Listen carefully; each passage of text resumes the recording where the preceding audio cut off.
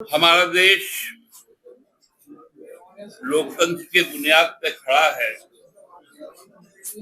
और लोकतंत्र का एक अनूठा जो सबसे उत्साहवर्धक पर्व होता है वो लोगों के मतदान का होता है। और इस कार्य को संपन्न भारत का निर्वाचन आयोग, इलेक्शन कमीशन ऑफ इंडिया करता है। आज का दिन बहुत एक बड़ा चिन्हित करने वाला दिन, जब राज्य हमारे देश के 3 राज्यों में केरलम, पुडुचेरी और आसाम में अगले 5 वर्षों के लिए सरकार गठन के लिए लोग अपना मतदान कर रहे हैं। वहीं बंगाल में जो आसन है 23 और 29 को जो चुनाव होने हैं बंगाल विधानसभा के, जो 29 तारीख का जो अंतिम चरण है उसका नामांकन का भी आज अंतिम दिन।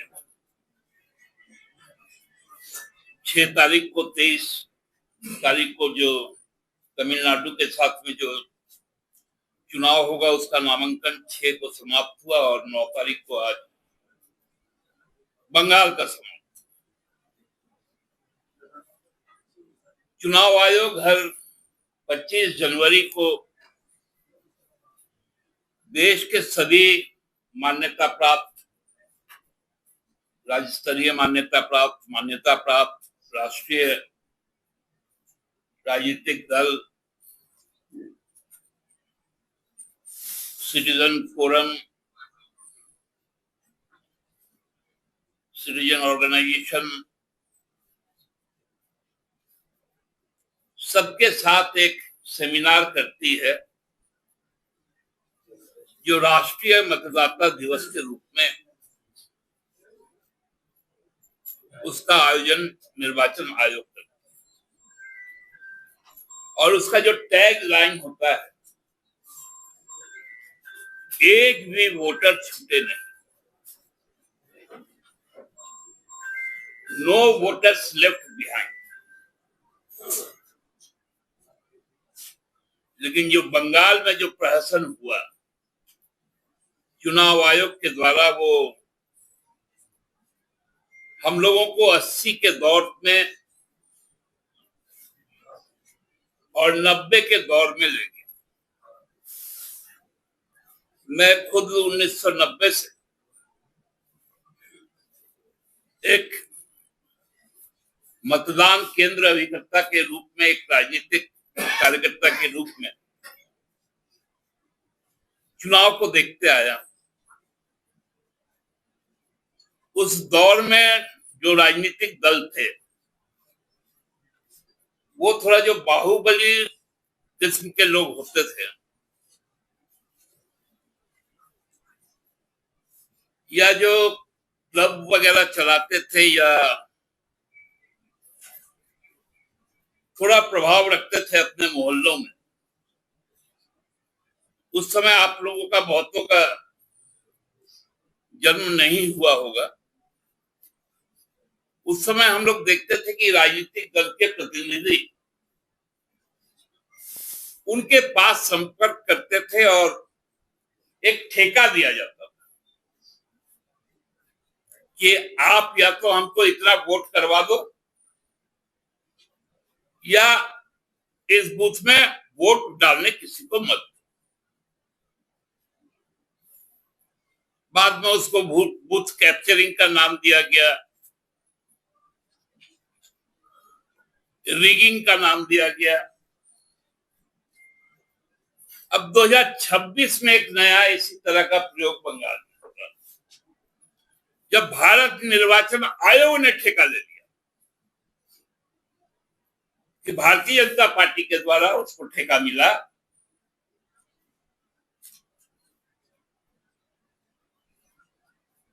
कि बंगाल के जो मताधिकार करने वाले लोग हैं उनका अधिकार छीन लो। पीपल्स रिप्रेजेंटेशन एक्ट 1950 जो ये गारंटी करता है कि आप यदि भारत के नागरिक हैं,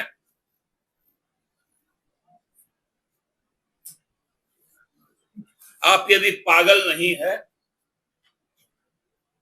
आप यदि बैंक करप्ट नहीं है,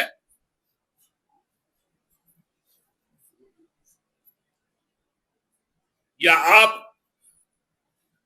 सजायाफ्ता कैदी नहीं है, तो आप वोट दे सकते हैं। और ये अधिकार पहले 21 वर्ष था, अब 18 वर्ष हो गया। उस आयु वर्ग से ऊपर के सारे लोग जीवन के अंतिम सांस तक उसके पास वोट का अधिकार रहेगा, वो अपना जनप्रतिनिधि चुनेगा। लेकिन बंगाल में एसआईआर के नाम पर पहले से जो 53 लाख कटना था काट दिए।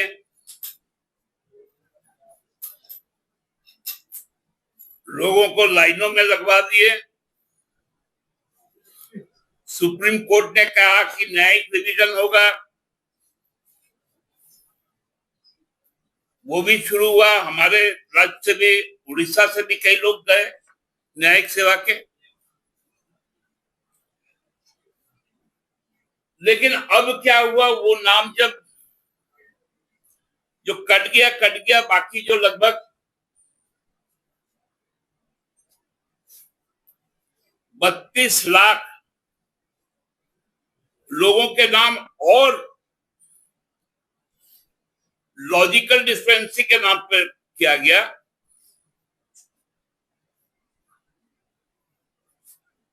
उसका निष्पादन भी पूरी तरह नहीं हुआ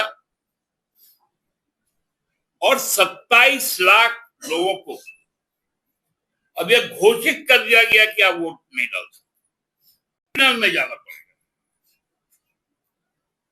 और ये ट्रिब्यूनल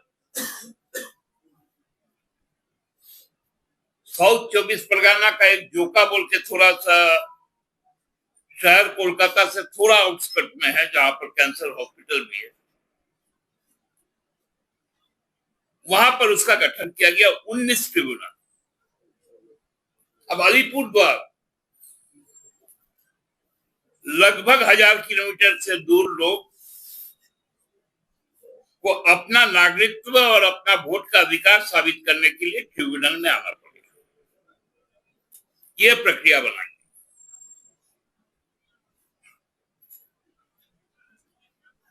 क्योंकि आज तक हर व्यक्ति स्वतंत्र था, जिसमें वो 27 लाख लोग भी थे कि जो नामांकन कर सकते।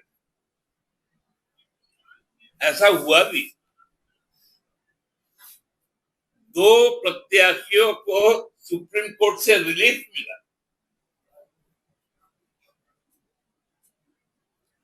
कि भाई हम नामांकन करना चाहते हैं लेकिन मेरा नाम नहीं है।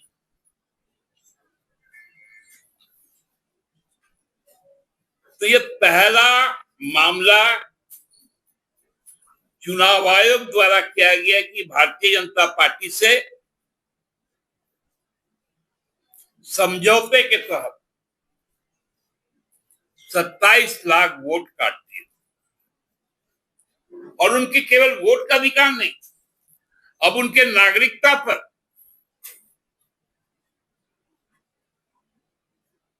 एक प्रश्न चिन्ह लग गया। ये बहुत गंभीर बात है। ये हमारे लोकतंत्र के लिए अत्यंत अशुभ संकेत ही नहीं,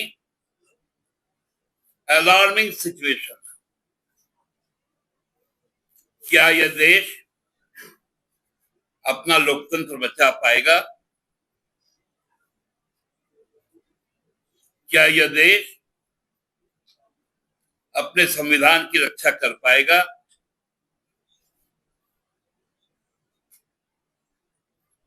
ये बहुत बड़ा प्रश्न सामने आया है।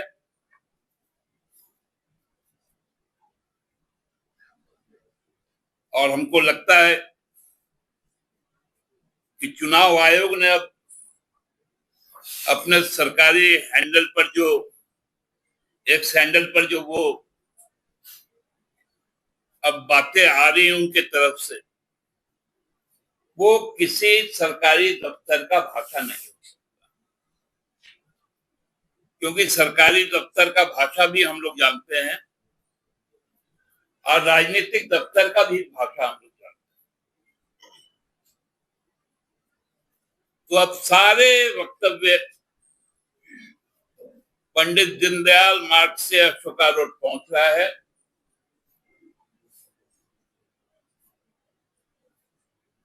और वहां से वो जारी हो जा रहा है। ये अब हम लोगों को सोचना है कि हम हमारा जनतांत्रिक अधिकार को अब हमको कैसे बचाना है। बहुत बहुत धन्यवाद।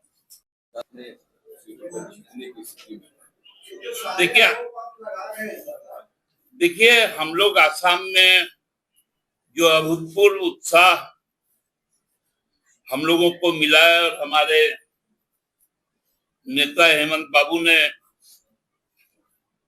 अल्प समय में जिस प्रकार से लोगों को संगठित किया है और उनको उनके हक अधिकार के लिए संघर्ष का एक बिगुल फूका है, उसमें निश्चित तौर पे हम लोग बहुत सकारात्मक सोच के साथ आगे बढ़ रहे हैं। हम लोगों की जो लड़ाई है, राजनीतिक लड़ाई, वो आप देखेंगे कि कम से कम 7-8 सीटों पर हम तो निर्णायक लड़ाई पर हैं और मुख्यतः हर लड़ाई में हमारा प्रतिपक्ष भाजपा है। क्या वहां भी ऐसा है कि वजह से जन्म दे डैमेज करेगा? देखिए यही तो मामला है कि जहां पर सबसे ज्यादा जरूरत था एसआईआर का, पहले एनआरसी वहीं से शुरू हुआ, सीए उसी के कारण बना और चुनाव आयोग ने वहीं पर एसआईआर नहीं किया। और दूसरा सवाल कि एसआईआर किया तो नहीं किया, वहां के मुख्यमंत्री ने विधानसभा के रिकॉर्ड में कहा कि उनका वोट हम छीन रहे। ये बायोम इंस्टीट्यूट नीट की तैयारी के लिए एक भरोसेमंद नाम। यहाँ अनुभवी फैकल्टी, स्मार्ट क्लासरूम और बेहतरीन टीचिंग मेथड से स्टूडेंट्स को मिलती है मजबूत तैयारी। यहाँ हर स्टूडेंट को मिलता है पर्सनल गाइडेंस और डाउट क्लियरिंग का पूरा सपोर्ट। नीट 2027 और 28 के लिए फेज 1 बैच 9 अप्रैल से शुरू हो रहा है। आज ही बायोम इंस्टीट्यूट से जुड़े और अपने डॉक्टर बनने के सपने को दे सही दिशा। बायोम इंस्टीट्यूट सिर्फ मेडिकल प्रिपरेशन का संस्थान। रॉयल इंडिया में आपका स्वागत है। भारत के सबसे विश्वसनीय सोलर मोटर पंप और एमपीपीटी कंट्रोलर निर्माता। रॉयल इंडिया का high performance movable trolley solar water pumping system प्रस्तुत है। बेहतर दक्षता के लिए डिजाइन किया गया और आसानी से ले जाने योग्य। सरकारी परियोजनाओं के लिए अनुमोदित देश भर के कॉन्ट्रैक्टर्स और एजेंसियों की पहली पसंद। एमएनआरई द्वारा अनुमोदित, उल प्रमाणित, उद्योग मानकों के अनुरूप स्वदेशी उत्पाद। सार्थक ऊर्जा समाधान के लिए हमारे साथ साझेदारी करें। आज ही संपर्क करें